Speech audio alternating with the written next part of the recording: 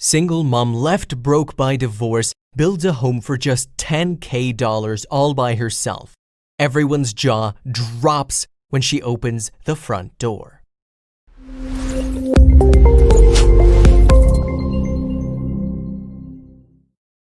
Tiny houses. You've seen the TV shows, watched the documentaries, and maybe even taken a tour. There's a reason why tiny houses, which are usually defined as homes which are less than 400 square feet, have become so trendy. It has to do with being economical, saving money, and learning to live with less. A single mom in Australia illustrates how important the tiny house option can be for people who are trying to get back on their feet after a tumultuous time. Charlotte Sapwell's story of building a new home for her family and how it transformed their future might just inspire you to do something similar. Her amazing story of how she went from nearly homeless to homeowner, all with the strength of her own two hands as she built a home for her sons. Charlotte Sapwell was once married with 2 children, but after a divorce left her and her children out in the cold, despair sank in. The family did not have a home to call their own. They had nowhere to go and nothing but debt. But rather than taking on yet more debt or moving in permanently with relatives, Charlotte found a third way. She wound up with much more than a home. She gained a lifestyle and a career. Charlotte was living a typical life in a typical house with her husband.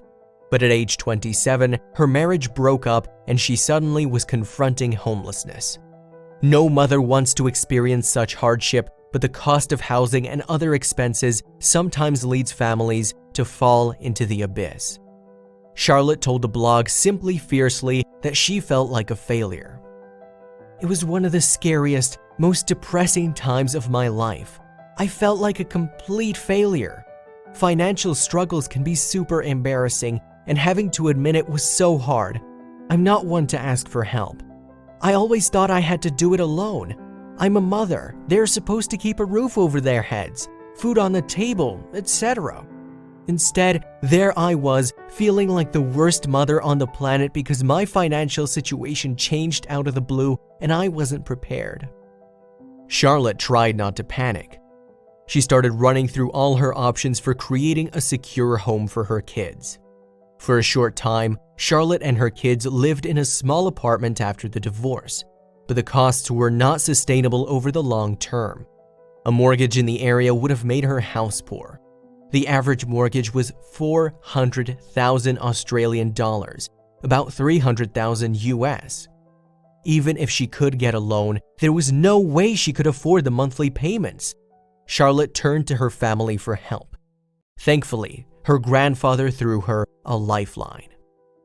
Charlotte's grandfather also lived in the area. He wanted to help her however he could. He even offered to loan her money. But Grandpa certainly did not have enough money to help Charlotte buy an expensive house, nor even provide down payment.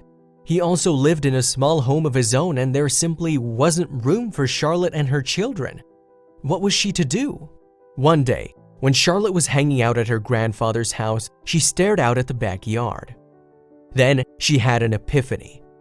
The yard was large enough to fit a small cabin on the property. Her grandfather suggested a tiny house. Finally, an option that seemed promising. She would build a tiny house and live in the backyard. Although she didn't have any experience in building tiny houses, she was aware of their popularity. Charlotte had a can-do attitude even though she failed woodworking in 9th grade. Her grandfather was a handyman, so she figured he could help fill in the gaps in her knowledge.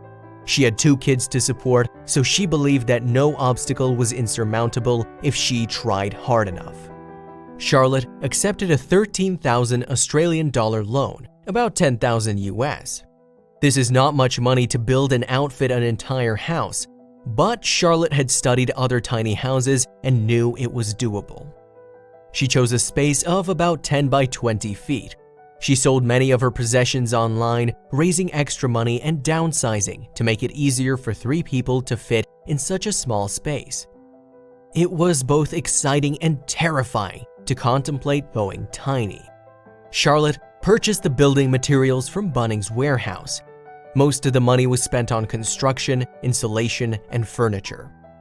Charlotte purchased most of the decor from IKEA and Kmart, which saved plenty of money. Most of her purchases were inexpensive, except for some fancy linoleum for the floor. After just 5 months, the project was complete. But could the family stand to live in such a small space? The house contains 2 main rooms for 3 people to share. The boys share a bedroom, while Charlotte has her own room. However, Charlotte's space is also the living room, kitchen, and dining area. Charlotte believed it was more important for her boys to have a private room than it was for Mom. To ensure that everything fit in the tiny space, Charlotte had to make tough choices. Gone was the king-sized bed and the headboard that Charlotte had used for years. There was simply no place for it in the tiny house. At first, I was so against a double bed, but like everything else, I was forced to downsize. I made it high enough to fit storage boxes underneath, Charlotte wrote on Facebook. She was able to adapt faster than she thought. There were other changes too. A 10 by 20 space doesn't leave much room for privacy. The kids and their mom had to give up on their notions of personal space. The kids are right here all the time and we're so close. Yes, it means we have virtually zero privacy from each other, but I love it, said Charlotte. The experience has brought them closer together, and Charlotte still finds room to have family over for dinner.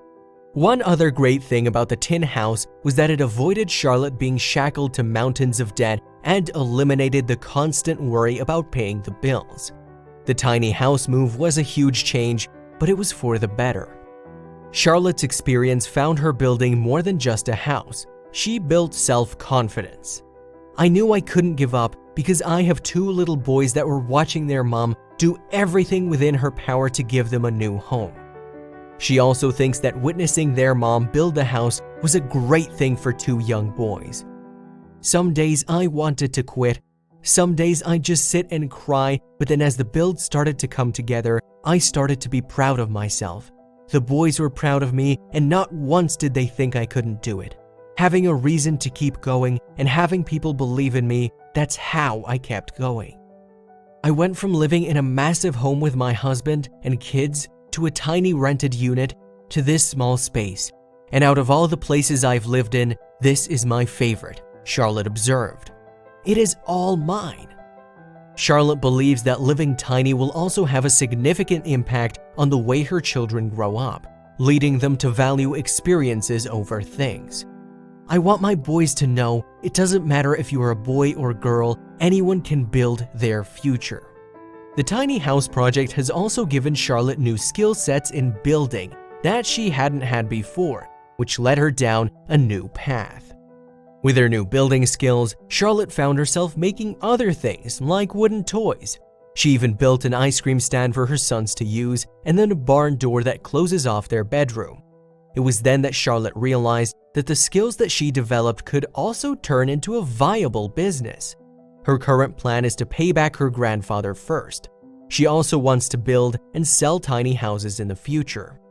Charlotte isn't one to rest on her laurels. She's already planning and pre-building elements for another tiny house. This one will be a prototype for future business, but she's giving the house to her grandmother. Charlotte shared her story on the hope of encouraging other women and single mothers to take control of their future. I just want other females to know they're capable of anything, she said. But that's not all she has on her plate. Charlotte has also turned to activism. Her story went viral and her city, Ballarat, invited her to speak at a youth forum on homelessness. She eagerly accepted. There are so many other single moms in the same boat. It's nice to know that I'm not the only one, but this fact alone makes me even more aware of Australia's housing crisis, and I would love to help in any way, she said. Charlotte has also started a website, including a regular feature called My Tribe is Our Tribe, which is meant to feature other inspiring moms.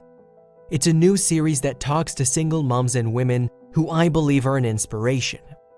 A lot of women don't understand that they are an inspiration and don't have to build a house to be inspiring. It might be brushing their hair, a co-parenting success, running a business, taking kids grocery shopping. I believe in every single person, and it's really easy to feel alone, like you're doing a terrible job, that no one feels the way you feel. So through the web series, I aim to create a place that shows you aren't alone via positivity, reliability, honesty, and inspiration.